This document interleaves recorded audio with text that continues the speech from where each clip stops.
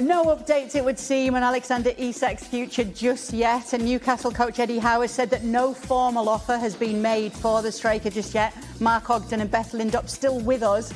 Mark, why is there still no word on Liverpool here and their offer?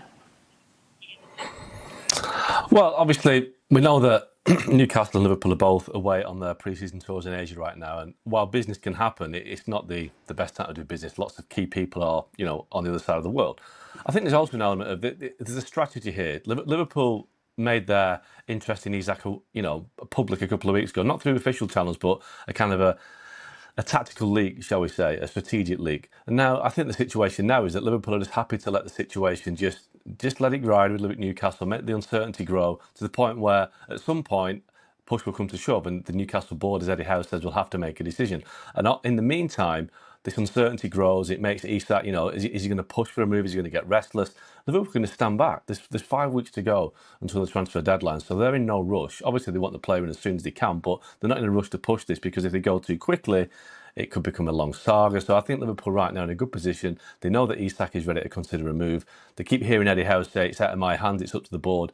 That to me sounds like the cracks are already beginning to show at Newcastle. Liverpool know that at some point soon they can make their move. The first bidder will be rejected, obviously, that Newcastle will push for a fee. But I do think that it's a game that's being played, and by the end of the window, Alexander Isak will be a Liverpool player. It might not come as much of a surprise to you, Beth, that our defender on the panel, Stevie Nicol, former Liverpool player Stevie Nicol, thinks that they should be putting their attentions towards getting a centre-back instead. Will there be any feeling among the Liverpool fans that there could be too many new faces in the attack? I think that is always the issue. I think Liverpool last season, there was a lot of talk coming into the season that they hadn't freshened the squad up enough, and ultimately they only added Federico Chiesa, who played very few times in the Premier League, and they went on to win the title at Acanto. So there is something to be said for having a settled squad, and there's a chance that perhaps too many new faces might it might take a little bit of time to gel. I think from Isak's perspective, it's sort of, he's the sort of player that you push the boat out for and you take a risk for, and if Liverpool feel like the opportunity is there to bring him in this summer, then as Mark said, I'm sure they'll be keen to get that one over the line. I think in terms of centre-backs though, for me, that should be Liverpool's priority, and it is something that they are monitoring and working on. It was sort of, they were linked quite heavily to Mark Gay from Crystal Palace earlier in the window, that he's a player that they do like, but there hasn't been an awful lot of movement on that the last couple of weeks. So it will be interesting for me. I think it would be a risk for them to go into the season with just Virgil van Dijk and Ibrahima Konate. We know they've got Joe Gomez as well, but he's had to withdraw from the pre-season tour of Asia with an injury already. We know he's not got the best track record when it comes to injuries. So I do agree with Stevie there, actually. I think while Isak would be great, and I think in an ideal world Liverpool would get Isak and a centre-back, for me a centre-back should be Liverpool's priority. Ali, how can it affect a team having too many new players to gel with? Well, you're looking at this from the perspective of Liverpool and the group of players that is already there. But think about the players that are coming in. Florian Wirtz and Alexander Isak haven't played in the same team together. So that and that's just one pairing. And you think about Ekitike, and then you think about all the other players that now have to accommodate these new faces that are coming in. My thought on Liverpool, it's very simple. And it's along the lines of something that Stevie was talking about the other day. If initially you were thinking about Dean Howson, it's because you were going to address the center-back position. That was going to be a priority for you in this window. Otherwise, you would not have been thinking about that player. Now, that player went elsewhere to Real Madrid. And since then, there's been no conversation about a center-back, and every conversation about all the attacking players. So why has this changed? Why have we gone from one end of the field to the opposite end of the field, dramatically so, and now there is very little conversation as to what the center-back position is going to be and who's going to be that player that could address some of the faults that Liverpool could potentially have in that position. They lack depth there. That's obvious to see.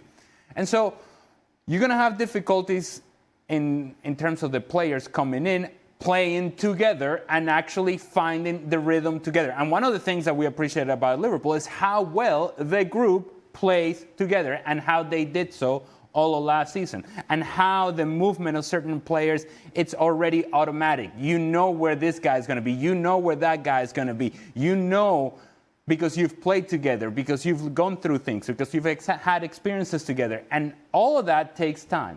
And so while I understand what Mark is saying about Alexander Isak and Liverpool is in a good position and so on and so forth and this and that, they're not going to push. Well, if the priority is Isak, then they need to have him available so that they can work through some of these things before the season starts. You don't want to be doing this the first 3-4 weeks of the season where you're going through some growing pains and we're going to have the discussion. Well, they didn't play together. They're trying to gel. They're trying to find each other's rhythm. And you're making the job of the manager more difficult as well because he needs to figure out where does this guy go? Where does that guy go? Where does this guy go? And I can tell you that there aren't enough positions for the amount of players that they now have available in the attacking half. So there's going to be some musical chairs going on at Liverpool, and Arne Slot is going to have to figure it out. And that takes time. And still, having said all that, they haven't addressed the center-back position. I don't know if I totally see the game plan here from Liverpool. I could see Ekitike or Isak. I don't see both of them. And now that you're going after Isak and you're ignoring what's going on back there, I think that could be a problem. Yeah, and there seems to be a big pot of money as well. We've already seen Liverpool spending a lot, Beth. It could be spending a lot more. I wonder how the fans have been reacting to the money that's been spent in the past. There have been complaints that they've not spent enough. We're never happy over in England, are we? If they spend too little, there's complaints. If they spend too much, there's complaints. But yeah, I think Liverpool obviously have there's been a bit of a departure from the typical strategy of being quite frugal in the transfer market. But that being said, that they're only able to do that because they're in a really strong financial position. The past 3 transfer windows, the only incoming has been Federico Chiesa for 12 million or so last summer. And during that time, they've got back into the Champions League. They've got the revenue from winning the Premier League. So in terms of PSR and financial room, they've got plenty of headroom there. And the shrewd decision making over the past few years has put them in this commanding position. And also, we know that Luis Diaz now is imminently going to be moving to Bayern Munich. So that brings the player sales under Richard Hughes, the sporting director who came in last summer, up to 190 million. So that's in just over a year's period. They've generated that much revenue from transfers. So that is why they are able to spend. And, I do completely take Ali's point about the disruption, I guess, to the front line and players needed time to gel. But ultimately, if the players that are already there want to leave, then Liverpool need to replace them. Luis Diaz pushed to leave Liverpool. He wanted to leave last summer. They managed to convince him to stay, but the club and the player were too far apart in contract demands, in financial demands. So ultimately they couldn't get a new deal agreed, and he decided that he wanted to leave. So they have to replace him. Darwin Núñez looks like he's going to be leaving, Federico Chiesa as well. And obviously, it feels incredibly unimportant to talk about Diogo Jota from a footballing perspective, because first and foremost, Liverpool have lost an incredible human being who will be missed so deeply by everyone at the club. But he was also a fantastic player and a reliable source of goals for Liverpool, who is now no longer there, very sadly. So they also have to fill that void as well on the pitch, if not off it. So as much as I agree that in an ideal world you don't have 3, 4, 5 new attackers coming in, if that number of players want to leave, then Liverpool have to replace them. Well, I'm all for them bringing the players in, but give them enough time. This doesn't happen so very quickly that they come in and the second day, look at us, we're flying. No. This is what building a team is all about. And you got to give the manager time to evaluate and see, where does this guy fit in? Where does that guy fit in? And where do they fit into my plans and how I want my team to play? That takes time. That doesn't happen overnight. Yes, and we're going to find out because we're not too far away from the season starting right now. Beth, thank you so much for being with us. Mark too. We'll be speaking to you guys again very, very soon. Make sure to stay up to date with everything that's going on when it comes to the transfer window, and plenty more over on our YouTube channel, ESPN FC. Mark Ogden is still with us. Rob Dawson is joining us now. He's been following Manchester United on their tour of the US. He's in Chicago now. Rob, what more can you tell us on what the feeling is in the camp at Manchester United? Are they enjoying their pre-season so far? Yeah, I think so. I mean, certainly the players are. It's a lot more of a relaxed tour than perhaps we've been used to in the past. You know, United have made sure that they've got a set training base in Chicago instead of kind of moving around from city to city, which the players don't really like. They've had quite a long stay in Chicago. The hotel that they're in is right in the city centre. The players have been allowed out to shops and coffee shops in the evening after training, which obviously they quite enjoy, having that opportunity to get out of the hotel and see parts of the city. You can see Bruno Fernandes there throwing out the first pitch at a White Sox game. So obviously a lot of hard work being done on the training pitch, a lot of kind of ground to make up after what happened last season. But in terms of the players, the management, the club bosses have tried to make it kind of quite a relaxed camp, make sure the players are enjoying it, make sure they're as well prepared for the new season as possible.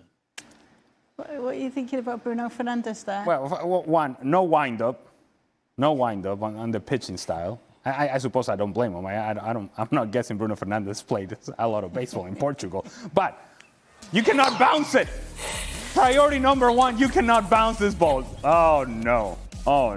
Well, but the good thing is not a whole lot of people watching the White Sox games these days because the White Sox are terrible. Yes, and one thing we do know is Bruno Fernandes is definitely a lot better at football. They've narrowed it down to Ollie Watkins and Benjamin Sesko, who they feel are the two best options who are left on the market. The profiles of those two players are a little bit different, but you can kind of see where United are coming from. Benjamin Sesko is a younger player. United quite like that. They want to kind of sign younger players, someone with a possible resale value in the future. Ollie Watkins is older at 29, but is proven in the Premier League, and we've seen with what United have done so far in the market.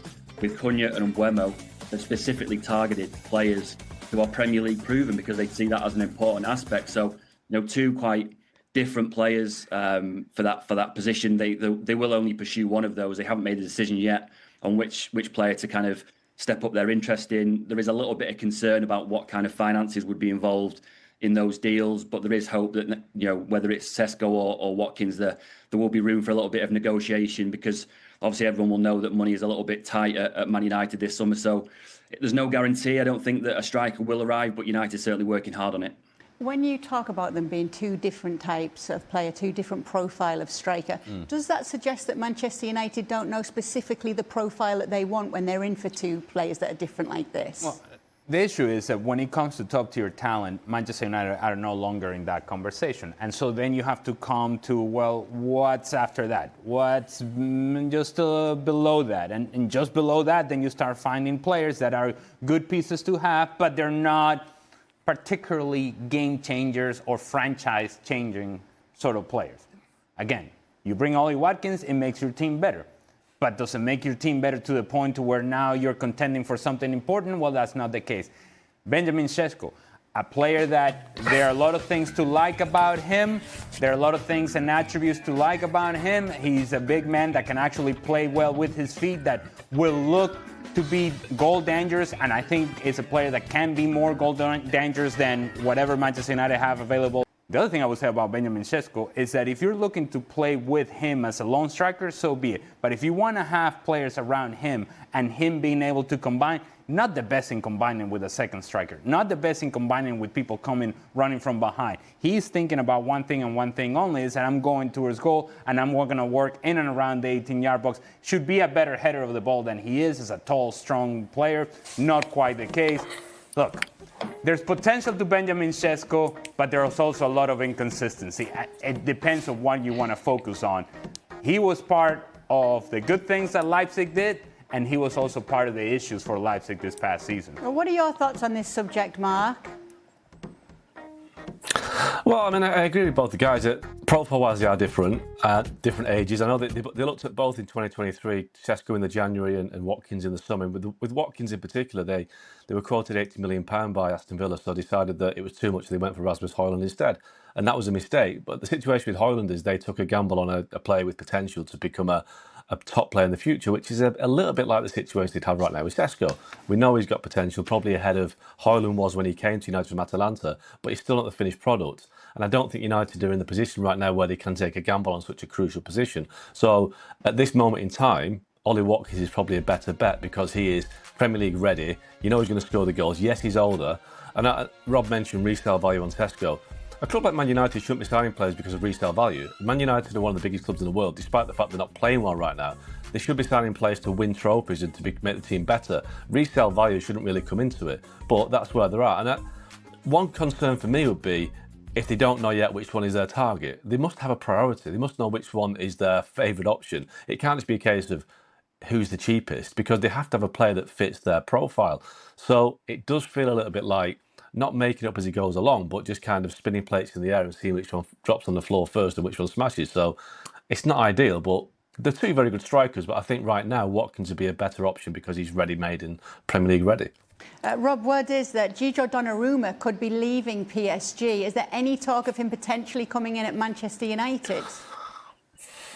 He's a player that's been linked with him in the past. He's been linked again this summer. United do have an issue with their goalkeeper. Andre Onana has come in and has had an up and down 2 seasons, I think is the best way to put it, where he's made an awful lot of mistakes, an awful lot of good saves, but lots of the fans think that he's just far too inconsistent and makes too many big mistakes to be United's first choice goalkeeper.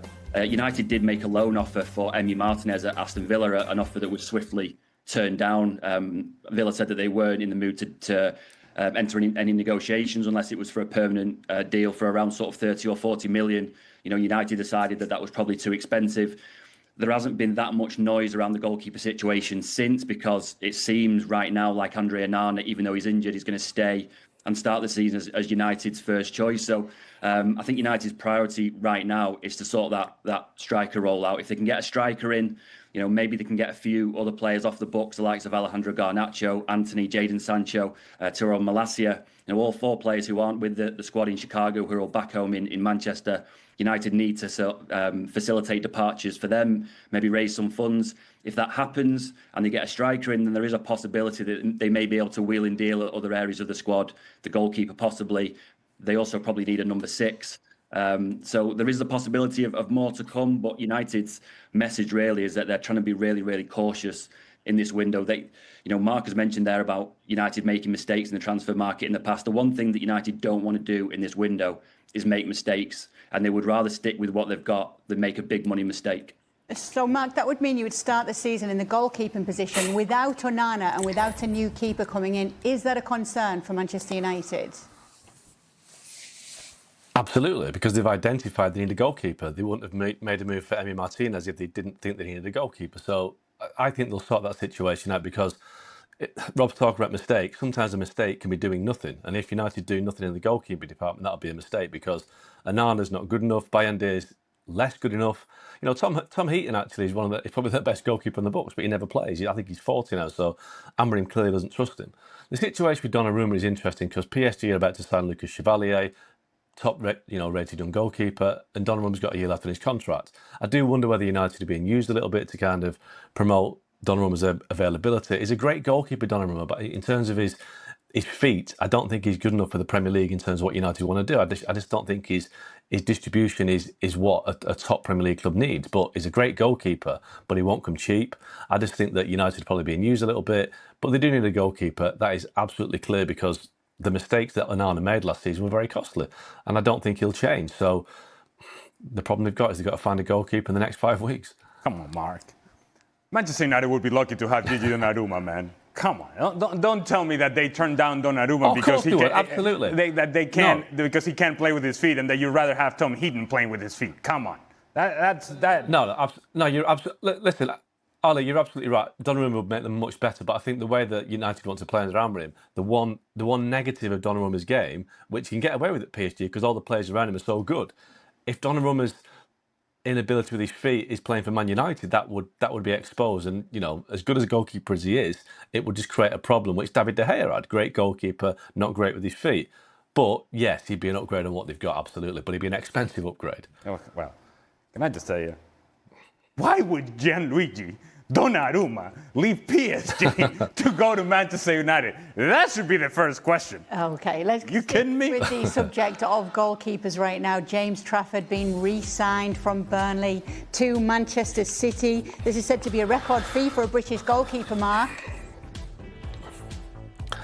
Yeah, well, obviously he was at City until a couple of years ago, went to Burnley, and Newcastle made an offer of £27 million last week, but part of the deal that took Trafford to Burnley was that City would have a matching clause, so they were able to match Newcastle's bid and leave it up to Trafford, and Trafford has decided to go back to City. That will mean Stefan Ortega will probably leave. They'll keep Ederson, whose contract expires next year, but I've been told that City really think that James Trafford can push Ederson to become the number one. They think he can become a future England goalkeeper, push Jordan Pickford for that spot. So it's an interesting move because, I think Trafford is a very promising keeper, but he's nowhere near the finished article yet. Ederson has done it, improved it. He's had a bit of a wobble last couple of seasons, but the two of them are both vying for the number one spot. So I think Ederson will win it this season, but Trafford is clearly the long-term option at City now. Meanwhile, Rob, while we're talking about Manchester City, word is that Nottingham Forest have made a move for James McAtee. Yeah, I mean, he's a player that will probably leave City this summer. There's been an awful lot of interest in James McAtee from Premier League clubs, Forest being one of those, and also the Bundesliga. I think it's probably time for him to to move on. He's had loan spells with Sheffield United. He's come back to City. He didn't play for City as much as he would have hoped last season. I think at his age, there, 22, he feels that he really needs to play regular first-team football in the Premier League. We fully expect that McAtee will leave. He's obviously had a fantastic summer with England's under-21s, winning the Euros. And I think him and his representative just feel like even though he's kind of come through City's academy, it's just time to move on and play more regularly. We just heard Rob there mention Cole Palmer. Could there be a situation where Man City regret letting him go, if that's to happen? Well, yes, that's always in play. When you have young players that you think, okay, I don't know, is he going to get the minutes? We brought in other new players that we think they're going to be the ones that are going to get the brunt of the minutes. And somebody's got to go. Somebody's got to make space. And yes, in this case, the first name that came to my mind when we were about to talk about this subject and McAtee is, well, Cole Palmer. And that has to be fresh. That has to be fresh in Pep Guardiola's mind. It has to be fresh in Manchester City's mind, that we let this guy walk out the door and look at what he has become. Could he have become that in our club? Well, that's an answer that we'll never actually be able to find because Manchester City decided to move from Cole Palmer. Are they going to be doing or making the same mistake with James McAtee? And is James McAtee that sort of player, and does he have that sort of potential? That also is a different question. I understand the perspective of the player in this case that, if he didn't get enough minutes last season, when everything was falling apart for Manchester City, I don't see how he gets the minutes that he wants in a season in which it feels like Manchester City are going to be back to close to their best or near their best. Yes, let's continue the conversation with Manchester City. Jack Grealish has returned to training. Doesn't appear to be in the plans for next season, though. How is moving him on going, Rob? Well, slowly is the honest answer because, everyone will know again that he was left out of the squad for the Club World Cup in June. The idea was that he would kind of go away. His representatives would go and kind of generate some interest in him and the hope was that he would kind of be moved on before pre-season training. Obviously, that not happened. He's back with the City squad. He was back training with them on Monday. City have taken a different approach with Jack Grealish than say United have with the likes of Garnacho. United have very, very clearly said that Garnacho is not part of the plans. He's been left at home. He's not on the pre-season tour. That's not the approach that City have taken with Grealish. They've welcomed him back into the group. And when we spoke to Pep Guardiola at the Club World Cup, we asked about Jack Grealish, and he did leave the door open. He said that Jack probably needs to play regularly. He wasn't getting that at City. We think that the best thing for him right now is to move on. But if that doesn't happen, they're more than they're happy to welcome him back. And there will be an onus on Jack Grealish to use his pre-season schedule now to maybe work his way back into Pep Guardiola's plans. That's not the impression that we get from City. City still expect him to leave. They think that perhaps clubs the likes of West Ham, Everton, will come in with loan offers towards the end of the window, kind of wait it out and see what's going to happen and maybe make late moves. But while Jack Grealish is a City player, there is always that prospect that he could be welcomed back and work his way into Pep Guardiola's plans. There hasn't been any kind of breakdown in the relationship between Jack and Pep. And while he's still at the club, there is always that option that he could kind of rejuvenate his career at City. Could you see him rejuvenating his career and getting back to the player that he was? I'll tell you how you rejuvenate your career. You're more productive. Those numbers we just show there for Jack Grealish. And I know, and I've heard this whole thing about Jack Grealish, how good he is in the group and the locker and this and that. Okay, that's great. But productivity. And those numbers tell you a whole lot about Jack Grealish and how he has come up short in what the expectations were when he came to Manchester City. And again, I'll go back to the same reasoning I just had about James McAtee. Last season was awful for Manchester City. Awful. They were looking for answers, searching for answers everywhere. And as they were trying to find answers everywhere on the field, Jack Grealish didn't seem to be a viable option for Pep Guardiola, consistently so. That sends a really strong message to the player. And so while I understand that if he's hanging around, if he's still here, yeah, there's potential that maybe he has a renaissance, a rebirth, or somehow he finds it. He may find it.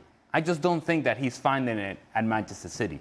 What do you think the future looks like for Grealish yourself, Mark? Well, Everton are an interesting one. I think David Moyes has said over the weekend that he thinks they need 10 more players. And Grealish is a player that they really like. But I think Everton have got a bit of business to do before they kind of get the cherry on the cake with Grealish. But I think the situation with Grealish is he's a player that will just want to play.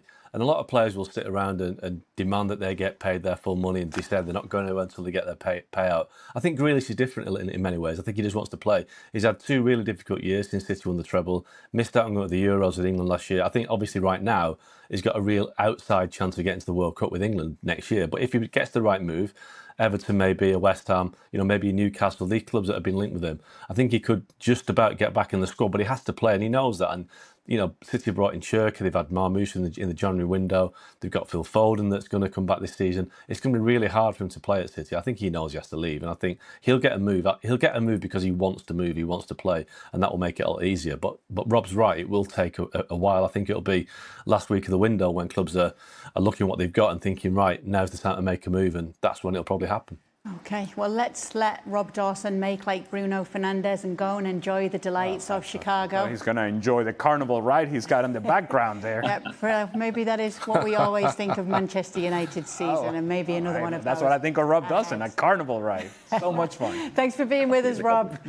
Mark Ogden, however, we're keeping around with us. He'll be on the latest edition of Extra Time, where Jan and the Fish has come back out again. We always love a bit of that. Check it out over on our YouTube channel.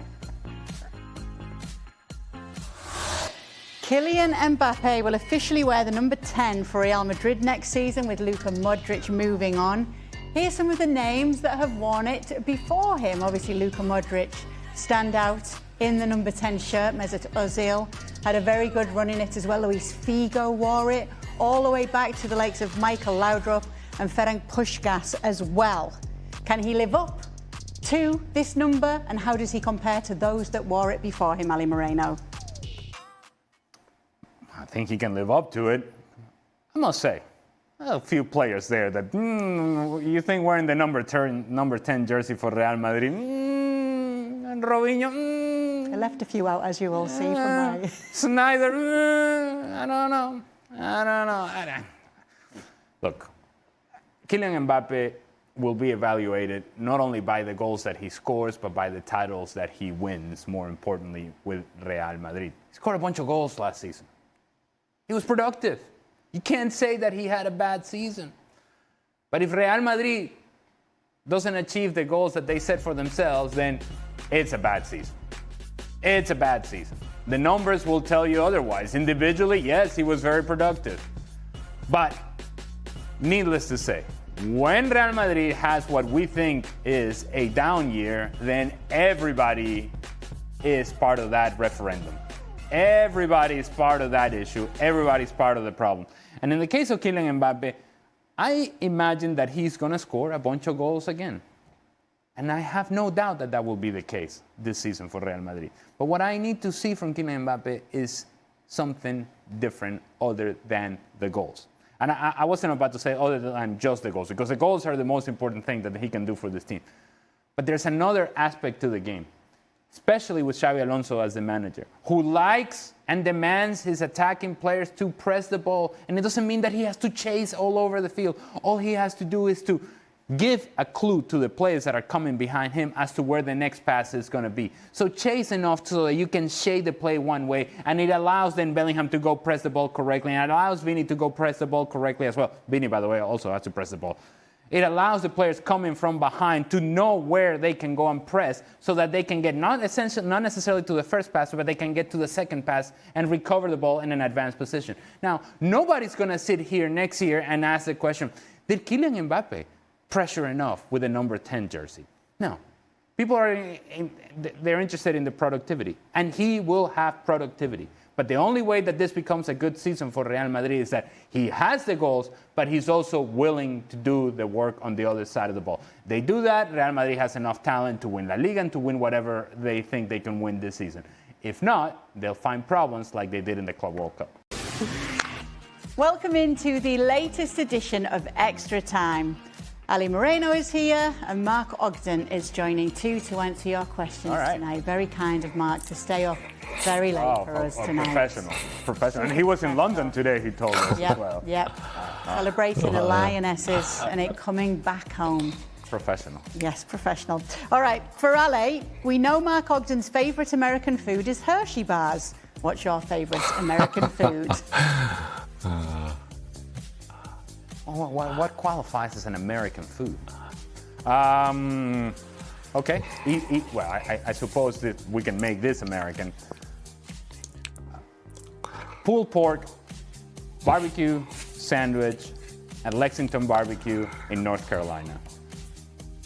If you're ever close to Lexington, North Carolina, go to Lexington Barbecue. You will not be disappointed. That pulled pork sandwich is something else. Does that sound better than a Hershey's bar to you, Mark? It does actually, yeah. I was kind of put on the spot with the Hershey bars, but I'll stick with it. Don't worry, I'll stick with it. Now, can I ask a question? Because when I hear those of you from the UK, one of your main complaints about here in the United States is the chocolate bars, that you much prefer the Cadbury. It's a valid complaint. Yeah, and yet we have an Englishman with bad taste saying that the Hershey bar is his favorite American food. Yeah, Mark, explain yourself.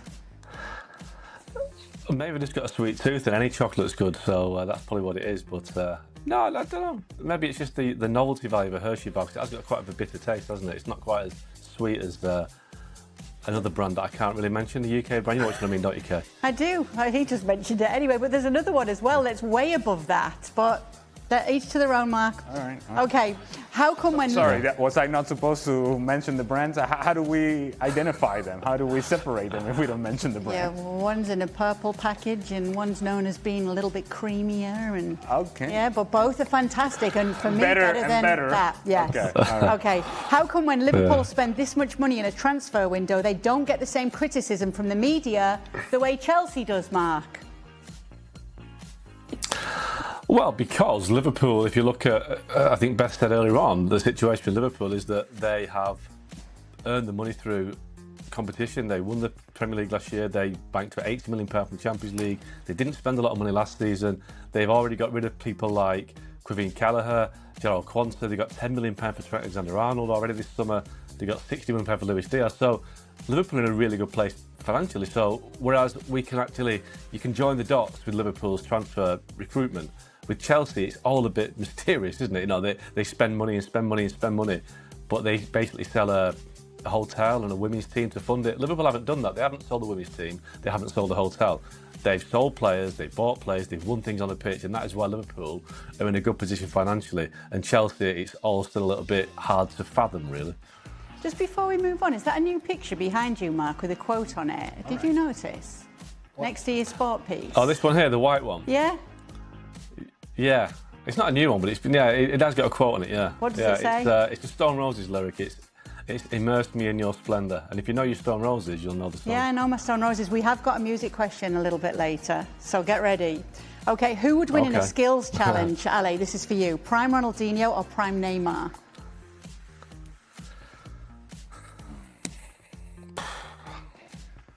prime Ronaldinho. Yeah, look, and Neymar can do whatever he wants with the ball, but Ronaldinho can do whatever he wants with the ball.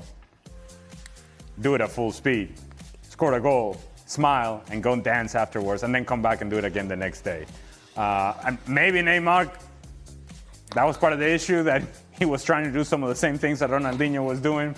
Ronaldinho, higher level, I think, than Neymar. Ronaldinho, all-time great. Neymar, just a level below. Mark, Pep Guardiola has openly criticised the club over the size of the squad, even threatening to leave if certain players aren't offloaded. Since then, the club's added 5 new signings. Was he frustrated because of their season, or is it a way out for him in case they start poorly? I think it's frustration. I think Pep Guardiola knows that he's in the best place he could be as a coach. He will get whatever he wants at Man City. If he leaves and goes somewhere else, he will never get the same resources or the same backing or the same support. So I think it's a bit of frustration. And with Pep as well, sometimes it can be quite contrary. I think sometimes he says things it doesn't mean.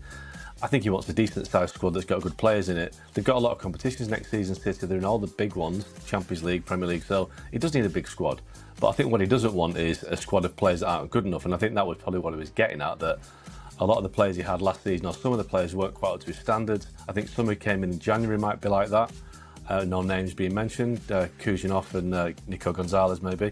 So I think he just wants players that are elite players. I think maybe what he doesn't want is the players that are not quite up to his standards, that are padding out his squad. Okay. In honour of Serena Wiegman, what is everyone's favourite Burna Boy song? I have a feeling that Kay might be the only one with an answer. I feel like Mark Ogden might know this. I've not got a clue. I've not got a clue. So the one that he sang, I'll tell you what, my favourite one is the one that he sang today with Serena, whatever that is. That's her favourite one as well. Just a quick question. What's the name of the artist again? Burna Boy. Yet another good question. Who's Burna Boy? Yes, this is the artist that Serena Wiegman was singing with today. Yeah, I'm not familiar with Burna Nigerian Boy. singer-songwriter, rap star. I don't know. I don't know that Burna Boy is singing to me. Maybe, I don't know that I'm. Maybe you should broaden your horizon. I don't know that I'm in. I don't know that I'm in the crowd. I don't know. I don't know. Burna Boy could walk into this studio right now and I'd be like, I don't know who he is. We've got a little road trip coming up soon, so maybe if I'm DJ, I could put a few Burna Boy songs on for you. And you think that I'll connect with Burna Boy? Maybe. Who knows? It's highly unlikely, Kay. He was one of the Backstreet Boys, are they? Well, hey, there you go. Hey, Boys to Men. You can do a little Boys to Men. Yeah. I can get romantic. I can get romantic with it, Mark. I just don't know who Burna Boy is. Okay. Well, as soon as though Join the club. See, and he's local. Okay, we'll go for City Boys. Okay, well, can you answer? Okay, I'm not singing or rapping or doing any singing. No, wait a minute. For clarity, can you mention your favorite song of Burna Boy? Yeah, City Boys. City Boys is the song for but I'm not gonna do a Serena, okay? Okay. You got to give us something. If I ask my teenage daughter, will she know? Yes. That's why I thought you might know, but then I remembered in the show you didn't. Okay, all right. Okay. My fault you're hanging on to your teenage creator and things like that. My teenage years were dancing at the end of the school disco, which we called a disco, to Boys to Men. All right, there you go. See, there you go. Not Burna Boy. No. I'm pretty sure Burna Boy was not alive. Probably not. Should Bayern have signed Rodrigo, Ale, instead of Diaz? He's younger, he's won Champions Leagues, he's scored in big games, and he has a higher ceiling. Well, I don't want to be Mr. Grammar here. Oh, don't. I already just ignored it, and I know what you're gonna do. Higher. Well, ceiling is misspelled. Just saying. Regardless, I disagree that Rodrigo has a higher ceiling. See, at this point of his career, we kind of know what Rodrigo is. Now, there seems to be a group of people that believe, including Rod Luca here, that Rodrigo can take his game to an even higher standard, an even higher level in which he can be the guy and carry a team. And that may very well be the case, but not at the level of Bayern Munich. He could do that for a mid-table team, for a Europa League team, but not for a team that is looking to be European champion. The reason I preferred Luis Diaz for Bayern Munich to Rodrygo is because of the way that Bayern Munich plays and the demands of Vincent Kompany. And I mentioned this a couple of days ago. He wants his attacking players to be able to press the ball. And Luis Diaz did that naturally with Liverpool, does that naturally with Colombia, and will do that naturally with Bayern Munich. Rodrygo, you have to force him to do that. The other thing is, Luis Diaz is not looking to be the guy. He knows Harry Kane is there. He knows that Bayern Munich and the brand of Bayern Munich is a very powerful brand. And he knows he's there to have a specific role in which he can thrive, and he can allow others to thrive as well because he can create for himself and for others. I think, as I mentioned a couple of days ago, it's a really good fit that I believe Bayern Munich just kind of stumbled upon and have found themselves an answer that I think makes more sense, especially when as compared to Rodrygo. Okay. Mark, who should be the number one goalkeeper for Liverpool, Alisson or Mamardashvili? No, Alisson all day long, because Alisson's a guy that proved himself. He's one of the best in the world, and Mamardashvili might become that, but he didn't have a great season at Valencia last year. He kind of redeemed himself towards the end, but he's still got a lot to prove, Mamardashvili. He's great potential. You couldn't say right now that Alisson should be dropped in favour of Mamardashvili. So I think you stick with Alisson because you know what you're getting with him. You know he's a great goalkeeper, and also, you know, Liverpool's defence has had a bit of a turnaround this summer. They've got a new left back in Kirkers, they've got a new right back in Frimpong. They may end up with a new centre half. What you don't need is a goalkeeper added to that situation as well. So you need Alisson, certainly for the start of the season, to make sure you've got some sort of stability and consistency. So yeah, Alisson all day long. Just don't ask Mark about Gianluigi Donnarumma. No, he pretty. This is what I heard in the show. He said he would take Tom Heaton over Gigi Donnarumma. That's what I heard.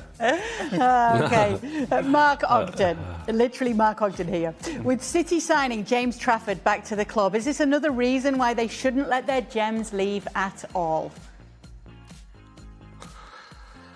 Well, that's a good point, but City will argue that they've allowed James Trafford to go on loan, not go on loan, but go to Burnley for 2 years, build up great experience, and they basically got him back for what they consider £13 million. They sold him for 14, they bought him back for 27 million, so it's a £13 million deficit. So that's not a bad investment over 2 years to spend £13 million and get your goalkeeper to be, you know, international level recognition. Had a great couple of years at Burnley, so I guess they'd have done the same thing with Cole Palmer if they could. But yeah, I mean, sometimes you let them go, sometimes you bring them back. But I think City brought the guy back and see if he can be the number one. My view on Trafford is that I don't think he's quite ready yet for Man City, but we'll have to wait and see. City have decided that he is, but he's still only young, so we'll see what happens there. Mark hates goalkeepers. Okay, what advice would you have given, Ale, to a young João Felix 7 years ago regarding his career path and what he would need to do to reach his full potential? Oh, man. Well, so many things, but don't take for granted what you have in front of you. Don't take for granted your talent. Don't take for granted the work that it takes to be great every single day. Look at the guy in your national team by the name of Cristiano Ronaldo and see the guy who has achieved everything there is to achieve, and he's still pushing himself. You're just young and up and coming. You need to push yourself to that level if indeed that's the greatness that you want to achieve. And listen, pay attention every single day. And if Diego Simeone asks you to run through that wall, you run through that wall. And he would not have listened one bit. Because at some point, it has to be within you to know what it takes, to recognize what it takes. And João Felix never found that level of maturity to demand and gain the very best from himself whenever it counted the most. Oh, Ale, I wish he'd listened to you in the beginning. Well, might have been a little something that he could have taken with him. Maybe. I said this very clearly and kindly. I don't think I would have been nearly as kind with him. the conversation would have been a little bit more direct and perhaps with some aggression.